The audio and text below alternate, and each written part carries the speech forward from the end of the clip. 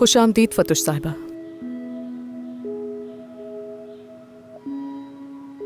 लगता है आपको ये तस्वीर पसंद नहीं आई, क्योंकि आप काफी गुस्से में नजर आ रही हैं। ये लड़की सिर्फ गुस्से में नहीं है, बल्कि बहुत थकी हुई भी लग रही है। शायद जिंदगी से थक चुकी है। क्या ये हद से ज्यादा सफाई पसंद है, या फिर जिंदगी के हालात ने इसके हाथों को थका दिया है? लगता है इसने जिंदगी से उम्मीद छोड़ दी है, जैसे इसकी सारी उम्मीदें खत्म हो गई हों। गुलाई ने कहा था 10 साल, यानी इसने अपनी जिंदगी का बड़ा हिस्सा उस आदमी का इंतजार करते हुए गुजार दिया। आखिर कौन हो सकता है जो इसकी इतनी बड़ी मायूसी को भुला सके? क्योंकि आप बात नहीं कर रही हैं तो मैं ही शुरू कर लेती हूँ बात। गुलाई ने थोड़ा बहुत बताया आपके बारे में मुझे। उसने कहा आप हाल ही में उस शख्स से अलग हुई हैं जिसके साथ आप 10 साल से थीं, क्योंकि उस आदमी ने आपको धोखा दिया। मुझे अंदाजा है ये दर्द मौत से भी ज्यादा बदतर होता है। आपके जैसे बहुत से लोग हैं जिन्होंने ये दर्द महसूस किया है, इस सोफे पर बैठ चुके हैं।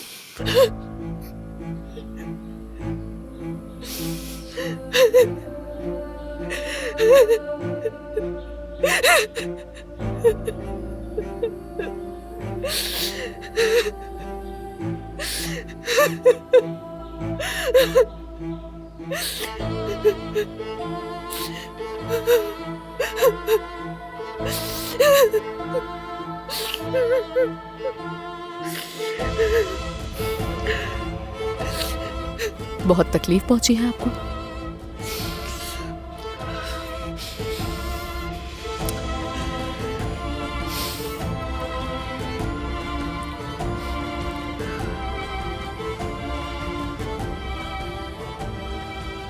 कैसे हुई थी आपकी मुलाकात?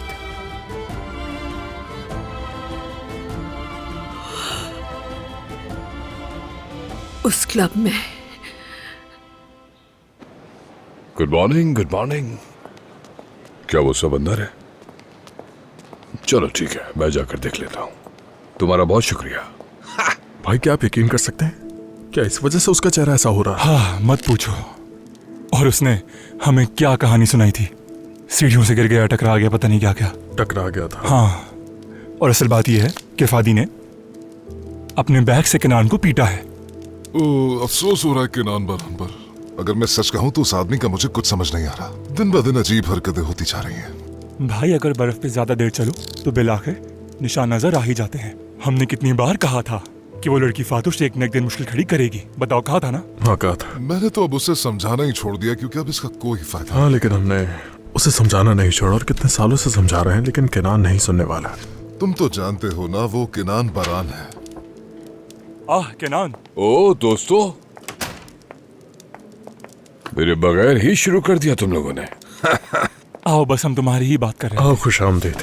क्या बात है, सब खैरियत तो है ना? बताओ कुछ। कुछ नहीं, हम बस यही पूछ रहे थे कि किनान कहाँ रह गया, आया नहीं। बिल्कुल झूठ। ये दोनों ये कह रहे थे कि हम कभी भी किनान बरान जैसी पर्सनालिटी तक नहीं पहुंच सकते हैं। इस सच से कौन इनकार कर सकता है? और मैं इनसे कह रहा था कि नहीं, पहले जैसी बात नहीं रही है, थोड़ी कमजोर पड़ गई है। अपनी बात करो तुम, मैं तो वही हूं जहां था। तो किनान, फातुश साहिबा ने कॉल की तुम्हें? इशारों में बात मत करो, जो पूछना है खुलकर पूछो। खुलकर बात करो, क्या बात है? क्या उसने वाकई तुम्हें अपने पर्स से मारा? हाँ भाई, उसने मुझे बहुत मारा, इतना मारा कि मैं बेहोश ही हो गया। अब ऐसा करो कि ये भी किनान बरान की तारीख का हिस्सा बना दो। किनान किस तरह के इंसान हो तुम यार, सच में। यकीनन खानदान नाराज होगी। हाँ, खानदान नाराज है मुझसे, मगर उसको मैं ठीक कर लूंगा। फादी लापता है, उस वाक़े के बाद उसकी कोई खबर नहीं। वैसे मेरे लिए ठीक ही हुआ। तुम जानते हो मुझे जान छुड़ानी थी, तो बस मुझे एक बहाना मिल गया। हाँ तो फिर ठीक है, क्या नहीं, अगर तुम्हें इसमें कोई मसला नहीं। हाँ हाँ ठीक हूँ, मगर कभी सर के इस हिस्से में बहुत दर्द होता है जहाँ पैक मारा था उसने। बड़ी कीमत चुकाना पड़ी। यार समी, एक काम करते हैं, आज रात सबको बुलाते हैं और साथ खाना खाते हैं, ठीक है ना? तुम बेटे और बहू को साथ लेकर आना। समी, तुम जानते हो मैं शादी में नहीं आ सका। मेरा भतीजा मुझसे नाराज है। अगर तुम उन दोनों को साथ लाओगे तो मेरी तलाफी भी हो जाएगी। केनान, तुम कुछ दिनों से यहाँ नहीं थे तो हालात मुख्तलिफ हैं। क्या क्या हो गया तुम्हें नहीं मालूम।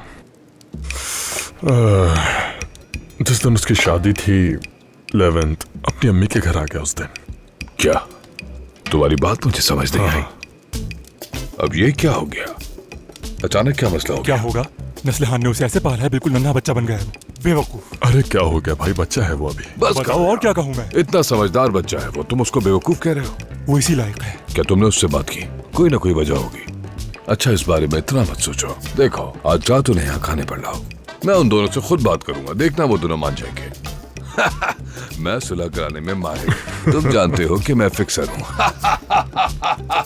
फिक्र मत करो। पास। पास कर दिया? पास।